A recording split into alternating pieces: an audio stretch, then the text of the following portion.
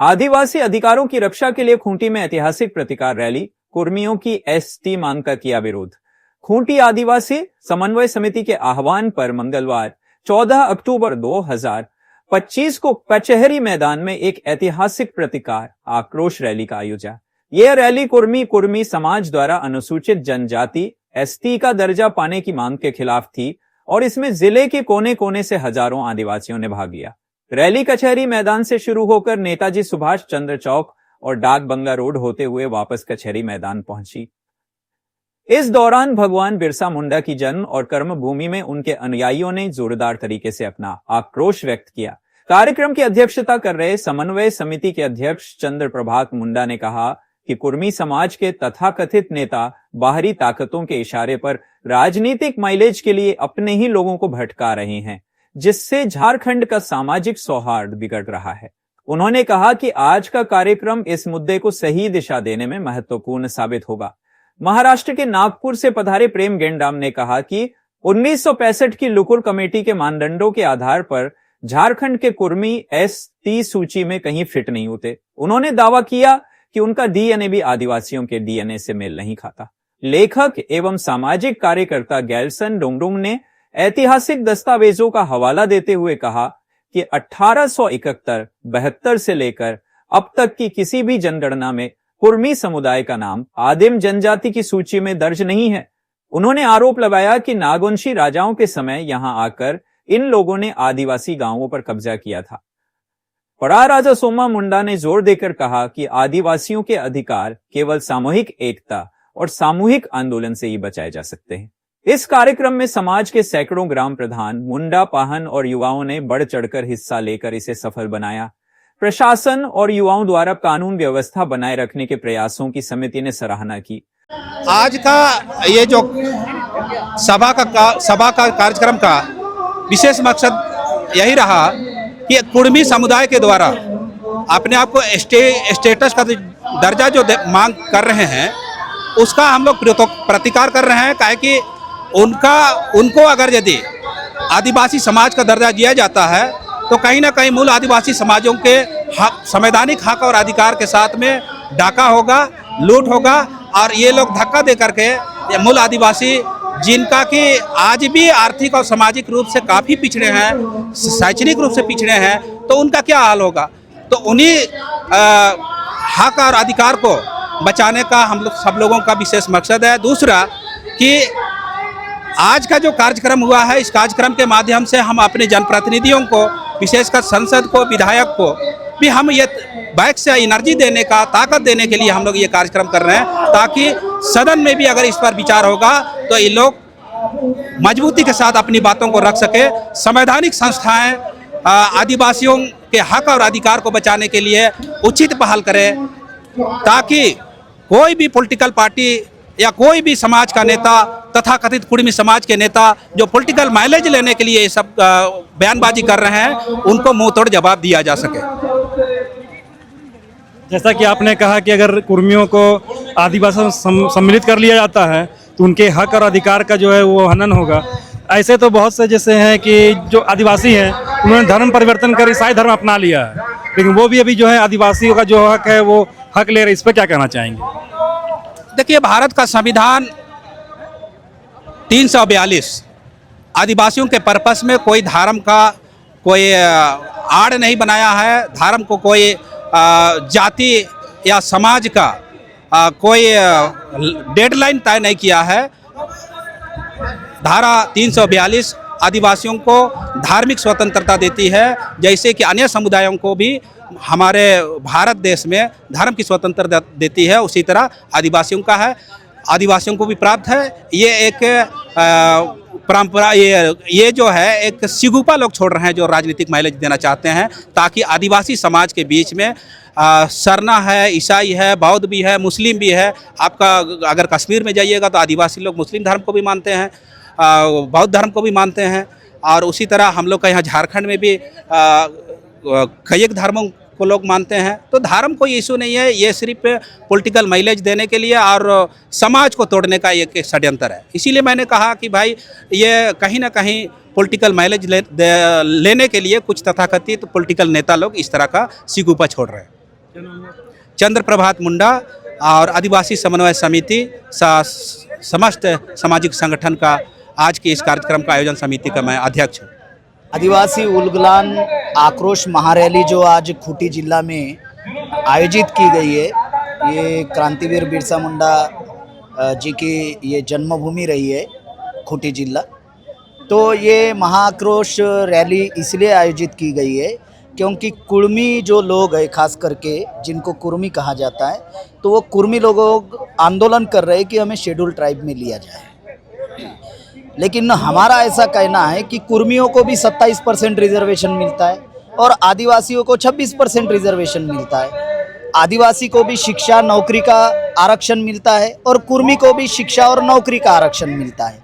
तो फिर आखिरकार कुर्मी को जब आरक्षण मिल ही रहा है तो कुर्मी फिर शेड्यूल ट्राइब में क्यों आना चाहता है? तो उसका जब हम लोगों ने चिंतन किया तो बात हमारे सामने ये आई कि कुर्मी लोग ऐसा सोच रहे हैं, जो SC ST के लिए जो राजनीतिक आरक्षण जो रिजर्व है, रिजर्वेशन इन पॉलिटिक्स का जो अधिकार मिला है, तो कुर्मियों के वर्तमान में यहाँ एक नेता है जिनका नाम है जयराम महतो जी। तो उनके दिमाग में ये उपज आई और उन्होंने कुर्मियों को भड़काया है और भड़का के ऐसा भड़काया कि जयराम महतो जी ये सोच रहे हैं कि अगर हमें शेड्यूल ट्राइब का रिजर्वेशन मिल जाएगा तो फिर रिजर्वेशन इन पॉलिटिक्स का भी अधिकार मिलेगा, मतलब राजनीतिक आरक्षण मिलेगा। और राजनीतिक आरक्षण मिलेगा तो फिर 28 जो विधायक आज वर्तमान में आदिवासियों के यहाँ पे रिजर्व सीट से चुनकर जा रहे हैं, तो कुर्मियों को भी चुनकर जाएंगे। फिर जिला परिषद है, पंचायत समिति है, तो ऐसी उनकी ये सोच है। तो ये राजनीतिक ही आरक्षण का मामला है, नहीं तो शिक्षा का आरक्षण और नौकरी का आरक्षण तो कुर्मियों को ऑलरेडी मिल रहा है ना। तो राजनीतिक आरक्षण से तो आदिवासियों का ही सत्यानाश हुआ है सबसे ज़्यादा। तो कुर्मियों का कौन सा फायदा होने वाला है? कोई फायदा होने वाला नहीं है। मैं ये कहता हूँ कि कोई अगर ये कह रहा है कि हम आदिवासी है, हम आदिवासी है, तो आदिवासी कहने से थोड़ी आदिवासी बनता है। मैं कुर्मी भाइयों को ये बात बताना चाहता हूँ कि आदिवासी उसे ही कहा जाता है जो आदिवासी कौम में जन्म लेता है, आदिवासी समाज में जो जन्म लेता है वो आदिवासी है। तो इस बात को कुर्मियों को समझना जरूरी है। ये बहुत बड़ा षड्यंत्र झारखंड में चल रहा है और ये षड्यंत्र झारखंड में वर्तमान में केंद्र से लेकर झारखंड तक बीजेपी ही कर रही है। ये झगड़ा ही बीजेपी लगा रही है इस देश में। ये झगड़ा सिर्फ झारखंड में ही नहीं लगा रही है, बल्कि महाराष्ट्र में भी झगड़ा लगा रही है, राजस्थान में भी उन्होंने झगड़ा लगा दिया, बिहार में भी उन्होंने झगड़ा लगा दिया। बिहार के मल्ला आरक्षण के लिए झगड़ रहे हैं, राजस्थान के गुर्जर झगड़ रहे हैं, महाराष्ट्र में धनगर कह रहे हैं कि हमें शेड्यूल ट्राइब में लिया जाए, बल्कि धनगरों को भी 3.5% आरक्षण महाराष्ट्र में मिल रहा है। तो कहने का मतलब है ये झगड़ा लगाने का कार्यक्रम है, ताकि जो बीजेपी है और खास करके RSS बीजेपी के लोग ऐसा सोचते हैं, क्या सोचते हैं कि हम SC ST OBC माइनॉरिटी के लोग इधर सिर्फ झगड़ते रहना चाहिए और वो लोग हमारे ऊपर राज करते रहना चाहिए। ये षड्यंत्र है ताकि आदिवासियों के अंदर शासक बनने का, राजा बनने का भाव पैदा ना हो, ताकि हम लोग इधर झगड़ते ही रहे। तो मैं झारखंड के 28 आदिवासी विधायकों से भी निवेदन करता हूं कि आपको इस षड्यंत्र को समझना होगा और आपको इसका इलाज तुरंत विधानसभा में आप लोगों ने इसका इलाज आप लोगों ने करना चाहिए। और विधायकों से निवेदन है कि आप समाज के साथ खड़े हो जाइए। अगर समाज से आप दूर भागेंगे तो समाज आपको छोड़ने वाला नहीं है। बीजेपी कुर्मी और 32 आदिवासी जो जातियां है उसमें झगड़ा लगाकर दूसरा मणिपुर झारखंड को बनाना चाहते हैं और हम लोग वो बीजेपी का षड्यंत्र कभी भी सफल होने देने वाले नहीं है। ये खूंटी जिला में आज आक्रोश महारैली हुई। आने वाले दिनों में हम झारखंड के 24 जिला में महारैली निकालने वाले हैं, 24 जिला में धरना प्रदर्शन करने वाले हैं और जरूरत पड़ी तो हम लोग आने वाले दिनों में झारखंड बंद भी करने वाले हैं। उस रणनीति पर हम लोग काम कर रहे हैं। अच्छा, कुछ लोगों का जैसा कहना है कि आज़ादी से पहले 1911, 1921, 1931 में जो जनगणना हुई थी उसमें कुर्मी समाज को आदिवासी में ही सम्मिलित किया गया था, लेकिन आज़ादी के बाद जब ये जनगणना हुई थी, एक सर्वे हुआ था, उसके बाद उन्हें आदिवासियों से हटा दिया गया था। कहने का ये मतलब है कि आदिवासी किसको कहा जाए, तो आर्टिकल 342 में संविधान में व्याख्या की गई। वो व्याख्या क्या थी कि जो सोशल बैकवर्ड है, जो एजुकेशनली बैकवर्ड है, मतलब जो सामाजिक पिछड़ा है, शैक्षणिक पिछड़ा है, जिनमें ट्राइबल ट्रेड के गुण है, मतलब कबीलाई गुण है, जिनमें डिस्टिंक्ट कल्चर है, मतलब कला, सभ्यता, संस्कृति और अन्य समूह से भिन्न है, और जिसमें टेरिटोरियल पोजीशन है, मतलब जिनका जल जंगल जमीन के ऊपर मालिकाना अधिकार है, उस समाज को आदिवासी कहा गया। तो इसमें कुर्मी बैठ ही नहीं रहा है। जब कुर्मी बैठ ही नहीं रहा है तो किस आधार पर कह सकते हैं कि कुर्मी आदिवासी है? अगर इस व्याख्या में, इस डेफिनेशन में अगर कुर्मी बैठता तो संविधान जब लागू हुआ 26 जनवरी 1950 में, तो कुर्मी शेड्यूल ट्राइब के लिस्ट में होता। इसमें बैठ नहीं रहा है, तभी तो मंडल आयोग के लिस्ट में कुर्मी है ना।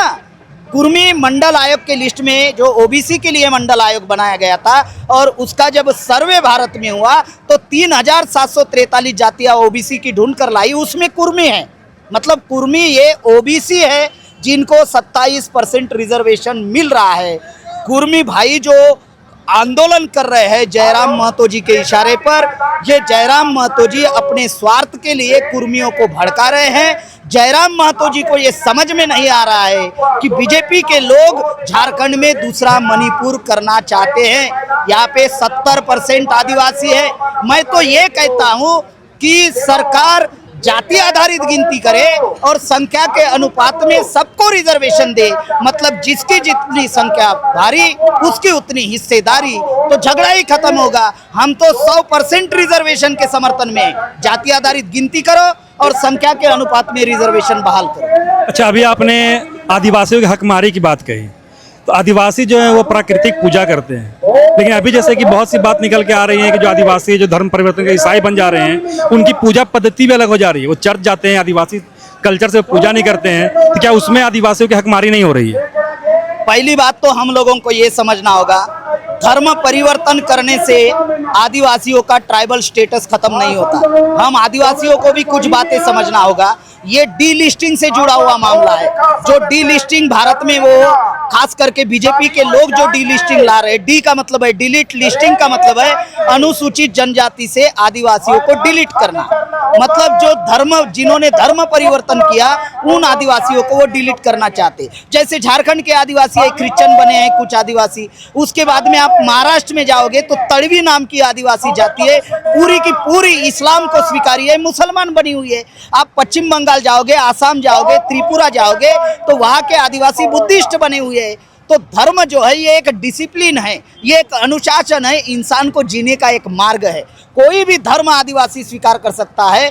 आदिवासी का पर्टिकुलर कोई धर्म ही नहीं है, कोई भी धर्म स्वीकार कर सकता है। मुद्दा क्या है, सुप्रीम कोर्ट और हाई कोर्ट ने 16 जजमेंट दिए हैं। वो सुप्रीम कोर्ट, हाई कोर्ट के 16 जजमेंट क्या है कि आदिवासी हिंदू नहीं है, ये 16 जजमेंट है। तो आरएसएस विश्व हिंदू परिषद के लोगों ने प्लान बनाया कि जो सुप्रीम कोर्ट और हाई कोर्ट में जजमेंट दिया कि आदिवासी हिंदू नहीं है, तो इसीलिए उन्होंने आदिवासियों को भड़का दिया कि जो धर्म परिवर्तित आदिवासी है उनको आदिवासी के लिस्ट से निकाला जाए। मैं आप लोगों को, आपके चैनल के माध्यम से मैं आदिवासी लोगों को ये मैसेज देना चाहता हूँ कि साथियों, धर्म परिवर्तन से या किसी भी कारण से आदिवासी का ट्राइबल स्टेटस खत्म नहीं किया जा सकता। मतलब दुधारी तलवार का इस्तेमाल करने वाले, मतलब धर्म डीलिस्टिंग से धर्म परिवर्तित आदिवासियों को भी काटेंगे और जो हिंदू बने हुए आदिवासी है उनको भी काटेंगे। मतलब दोनों साइड से आदिवासियों को काटने का कार्यक्रम होगा। तो इससे जो आर्टिकल 342 है वो तो जीरो हो जाएगी, कोई वहां पर रहेगा ही नहीं। मतलब हिंदू जो बने हुए हैं वो भी लिस्ट से निकल जाएंगे और जिन्होंने धर्म परिवर्तन किया वो भी लिस्ट से निकल जाएंगे। तो सुप्रीम कोर्ट का ये कहना है कि ट्राइबल स्टेटस आदिवासी का कोई भी खत्म नहीं कर सकते, कोई भी खत्म नहीं कर सकते। इस बात को आदिवासियों को समझना बहुत जरूरी है। मिलजुल कर हम लोगों को लड़ाई लड़ना बहुत जरूरी है। ये सिर्फ झगड़ा लगा रहे हैं, दूसरा कुछ भी नहीं है, ताकि हम लोग इनको इधर झगड़ते रहे और वो लोग उधर राज करते रहे। ये षड्यंत्र है, दूसरा कुछ नहीं। प्रेम कुमार गिड़ाम, राष्ट्रीय संयोजक, राष्ट्रीय आदिवासी शेड्यूल एरिया संघर्ष समिति।